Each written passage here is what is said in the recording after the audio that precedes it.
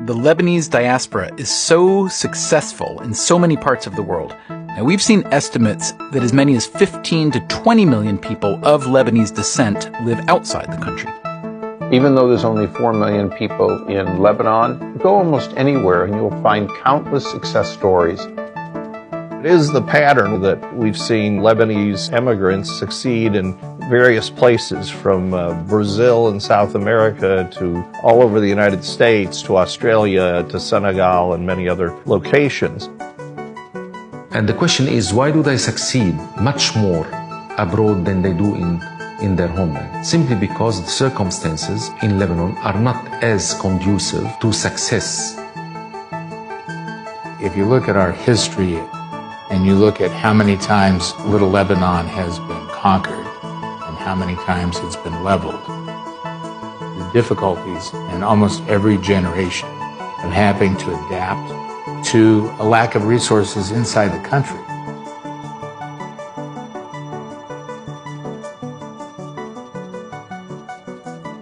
The tradition and the DNA had been to reach outside of the country. They would go, they would adapt, and they would make it happen with this kind of entrepreneurial thrust.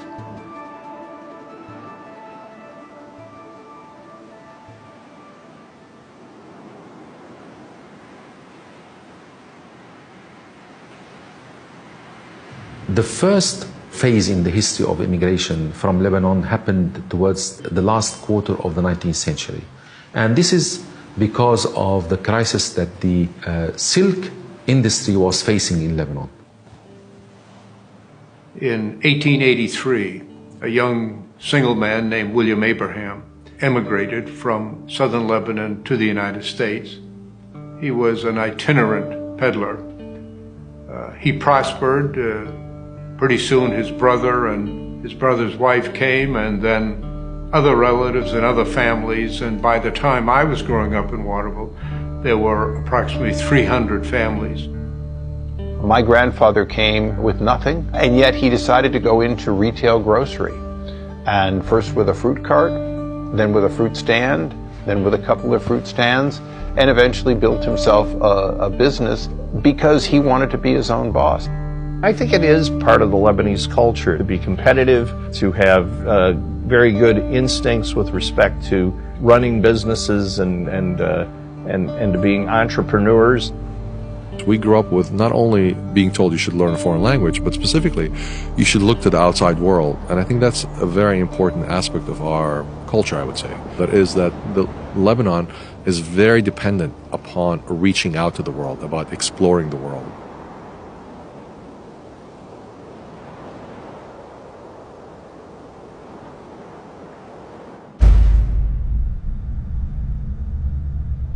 During our first year medical school, the civil war erupted. There was no choice in Lebanon but to leave. So I came on a plane. I remember very well that flight. I cried. I knew somehow that that was going to be an end of something that I loved so much. We got really toughened up during that war. I had no choice but to put in my mind that I was going to become successful, otherwise why leave? It was just the beginning of the era of gene hunting to find human disease genes. I was able to join the lab of a very distinguished scientist and get trained in the area of gene cloning, molecular biology. I'm a physicist. I'm very interested in galaxies, how they evolve, how stars form, and how the universe gets to look the way it is today. Humanity gives us more than the will to climb a mountain. It instills in us the desire to reach the summit and the imagination to see the colors of the horizon beyond. Success has to be an end product or a natural product of being the better version of ourselves. I give a lot of the credit for my success to those values that my parents passed on to me, that I've tried to pass on to my children, and those are the values that I think are very widely shared among people whose families at some point had Lebanese origins. I feel that the values that I picked up in Lebanon are values that are universal values. Faith, family, country, work hard, and never complain. My mom's philosophy was very simple. If you start something, you finish it. Integrity, honesty, trust. Curiosity, resilience, and generosity. There's always been that drive of looking for opportunities while at the same time never cutting the ties back to where we came from. I think it really is a shared journey of emigration, of overcoming adversity, of having to make it, or sometimes having no choice but to make it. A lot of people, they leave Lebanon, their families leave Lebanon because there's a bigger place. And sometimes that's the problem with being Lebanese, is that you want the biggest opportunity to change the world. And I think it's why people leave Lebanon and change the world. Good morning, Mr. President. Who am I speaking with? This is Charles Elashi, the director of JPL, and we have a room full of the mission operation personnel. This is Curiosity mission operation on Mars.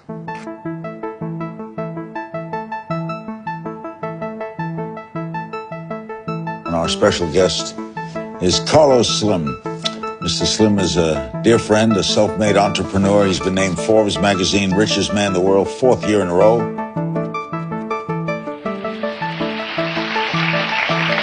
You were born Mazyad Yaqub. Yes, sir. Mazyad Yaqub. But we put K so the Westerners can at least pronounce it. As you know, my dad founded St. Jude Children's Research Hospital 53 years ago, where my father grew up, the son of poor immigrant Lebanese parents. I'm very grateful to the Academy. I'm very honored to be here.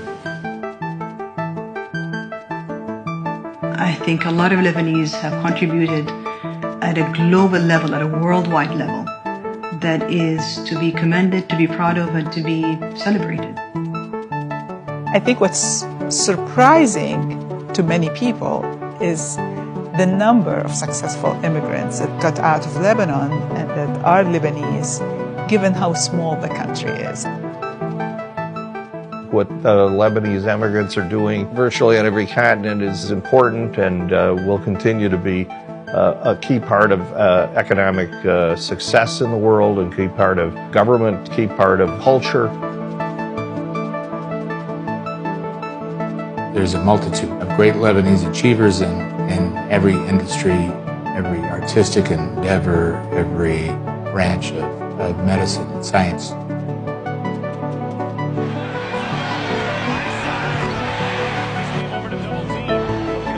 I think that for a long time there was a sense that there is no diaspora, and this, that we just assimilate, and generation after generation we were kind of disconnected. But I'm finding that recently, maybe in the last few years or decade, there's a kind of awareness that we are a diaspora, and that if we only connected, we could be quite powerful. The role for all of us who are Lebanese is to keep the vision of that Lebanese dream alive. How do you do it? You do it by connecting people. This is the first time that the diaspora is coming together, building these common bonds, supporting each other. The role of the diaspora is really to become an aspirational force for the Lebanese, the younger Lebanese in the diaspora, to move up those ranks and have role models. I think the more we can find ways to inspire young people in Lebanon, or those who have immigrated from Lebanon, to do the best they can do every day, and to show them that if you are to do that, you will be successful. That's the best thing the Lebanese diaspora can do. The narratives needs to change from the country and its troubles to the people and their achievements and what they have done on a world scale. And I think that's a gift. That's a gift today. The power of Lebanon today, in my opinion, lies more outside of the geographic region of Lebanon and sits in the hearts of the 20 million or so diaspora that are outside. That's Lebanon.